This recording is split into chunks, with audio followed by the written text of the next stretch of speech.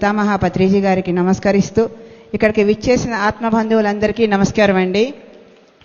So అద్భుతమైన శాకాహార rally 10 సంవత్సరాల నుంచి ఈ నర్సాపూర్లో ఈ సొసైటీలో ఉన్నవాళ్ళు ఎంతమంది ఉన్నారో మాకు తెలియదు, కానీ మేము 15 ఏళ్ల క్రితం నర్సాపూర్లో ర్యాలీ చేసాం. ఆ మాస్టర్స్కి చాలా తక్కువ మంది ఉన్నారు. అప్పుడు ఒక అద్భుతం జరిగింది. ఏంటంటే దాదాపు ఒక 100 మంది దాకా ఉన్నాం ఆ ర్యాలీలో. చిన్న కోడిపిల్ల, ఇంత ఉంటుంది కోడిపిల్ల, అది మాతో ర్యాలీ అంతా తిరిగింది. చాలా ఆనందం వేసింది. అది ఎక్కడ తొక్కుతామో, అది ఎక్కడ కాళ్ళ కింద పడిద్దేమో అనుకున్నాము. ర్యాలీ అయిపోయింది, అందరం అలా నుంచున్నాం, దాని గురించే మాట్లాడుకుంటూ ఉన్నాం, ఎంత బాగా తిరిగింది మనతో అని. మా ముందే మేము చూస్తూ ఉండగానే మా కళ్ళ ముందు మాయమైపోయింది. అసలు మేము చుట్టూ చూసుకున్నాం, మాకు ఎక్కడ కనబడలా, ర్యాలీ మాత్రం మాతో తిరిగింది. సో అప్పటి నుంచి నర్సాపూర్తో అనుబంధం ఉంది. క్లాసులు, అమావాస్య క్లాసులు, పౌర్ణమి క్లాసులు, ర్యాలీలు అప్పట్లో చేసాం. తర్వాత కాలంలో కొంతమంది కనుమరుగవ్వటం, ఇప్పుడు మళ్ళీ నర్సాపూర్ మళ్ళీ ఊపందుకుంటున్నందుకు చాలా ఆనందంగా ఉంది. ర్యాలీ చేసేదే మనం జీవుల్ని తెలియక తింటున్నారు, తెలియని వాళ్ళకి చెప్పాలి అనే ఒక లక్ష్యంతో చేస్తున్నాం. శాకాహార జగత్తులో భాగంగా పత్రిసారి ఎన్నో సందర్భాల్లో చెప్పారు, నువ్వు ఈ జన్మలో ధ్యానం చేయకపోయినా పర్వాలేదు, కానీ శాకాహారిగా మారు అని. మరి అంత అద్భుతమైన సత్యాన్ని మనం చెప్పడానికి రోడ్డు మీదకి వచ్చాం. ఎంతమంది స్లోగన్స్ చెప్పారండి? చెప్పిన వాళ్ళు చేతులెత్తండి. నిజంగా మధ్యలో ఎవరెవరు కబుర్లు చెప్పుకున్నారో నాకు తెలుసు, నేను చూస్తానే ఉన్నా. ర్యాలీకి వచ్చింది మనం స్లోగన్స్ పలకటానికి, కబుర్లు తర్వాత అయినా చెప్పుకోవచ్చుగా కదా. ఎక్కడ ర్యాలీకి వెళ్ళినా స్లోగన్స్ పలకటం అన్నది నేర్చుకోండి, లైన్లో నడవటం అన్నది నేర్చుకోండి. లైన్లో నడిస్తే చూసే వాళ్ళకి చాలా అద్భుతంగా ఉంటుంది. మొన్న మేము ఒక హైదరాబాద్లో మైదీపట్నం ఏరియాలో ర్యాలీకి వెళ్తున్నాం. హైదరాబాద్ ర్యాలీలో ఎప్పుడు 1 by 1 ఎక్కువ ఉంటే ఇద్దరం నడుస్తాం, లైన్గా వెళ్తూ ఉంటాం. సగం ర్యాలీ అయిపోయిన తర్వాత పోలీసులు వచ్చి ఆపారు. ఏంటి మేడం ఎక్కడికి వెళ్తున్నారు, మీది ఈ రూట్ కాదు కదా అని. పర్మిషన్ తీసుకున్నాం కూడా. లేదు సార్, నెక్స్ట్ గల్లీలోంచి వెళ్ళిపోతున్నాం, జనానికి ఎలాగో ఇబ్బంది కలిగించము, చూస్తున్నారు కదా ర్యాలీ అన్న. ఈలోపు ఇంకొక పోలీస్ వచ్చి పత్రిజీదా అమ్మా అన్నారు. అవును సార్ అన్న.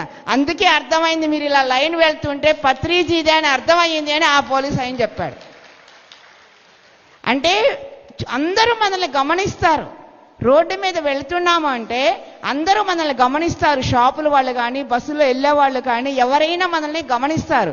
వీళ్ళు పత్రిజీ శిష్యులు, పత్రిజీ సంస్థ, PSSM అన్నది తెలియాలి అంటే గుంపులుగా మందలుగా వెళ్ళొద్దు. దయచేసి ముందు పక్కగా నడిచే అలా వెళ్ళొద్దు. పత్రిజీ శిష్యులు అంటే ఎలా ఉండాలి? ఆకాశంలో ఎగిరే పక్షులు ఎలా వెళ్తాయి, కింద వెళ్ళే చీమలు ఎలా ఉంటాయి లైన్గా, మనం ఎందుకు లైన్గా వెళ్ళకూడదు? ఆలోచించండి. ఈసారి ర్యాలీలో స్లోగన్స్ పలకండి. ఇవాళ నేను మీ ముందుకు వచ్చింది ఆగస్టు 15 హైదరాబాద్లో మెగా శాకాహార ర్యాలీ. ప్రతి సంవత్సరం జరుపుకుంటాం, ఈ సంవత్సరం కూడా జరుపుకుంటున్నాం. ఈ సంవత్సరం ర్యాలీకి చాలా ప్రత్యేకత ఉంది. ఏంటి అంటే ఆనాడు భారతదేశానికి స్వాతంత్ర్యం వచ్చిన రోజు, చిన్నప్పుడు మన అందరం జెండా వందనం చేసి చాక్లెట్లు, బిస్కెట్లు పంచుకున్న రోజులు. కానీ ఇప్పుడు PSSMలోకి వచ్చాక ప్రతి సంవత్సరం సమస్త జీవరాశుల స్వాతంత్ర్యం కోసం మనం ఈ ర్యాలీ చేస్తూ ఉన్నాం. కానీ ఈ ర్యాలీ ప్రత్యేకత ఏంటి అంటే పత్రిజీ వెళ్ళిపోయిన తరువాత 2 సంవత్సరాల తరువాత అమెరికాలోని టెక్సాస్ రాష్ట్రం వాళ్ళు, ఆ రాష్ట్ర ప్రతినిధులందరూ కలిసి పత్రిజీ చేసినటువంటి నిస్వార్థమైన సేవలని గుర్తించి, ప్రతిఫలాన్ని ఆశించకుండా చేసిన ఆ గురువుగారు చేసిన సేవల్ని గుర్తించి ఆ రాష్ట్ర ప్రతినిధులందరూ కలిసి ఆగస్టు 15 అనే తేదీని పత్రిజీ డేగా డిక్లేర్ చేయడం జరిగింది. ఆగస్టు 15 అంటే పత్రిజీ డే. పత్రిజీ డే అంటే ధ్యానం, శాకాహారం, పిరమిడ్ శక్తి, 3 గుర్తు రావాలి ప్రపంచానికి. మరి అంత గొప్ప పురస్కారాన్ని, గౌరవాన్ని ఇచ్చారు ఆ దేశస్థులు.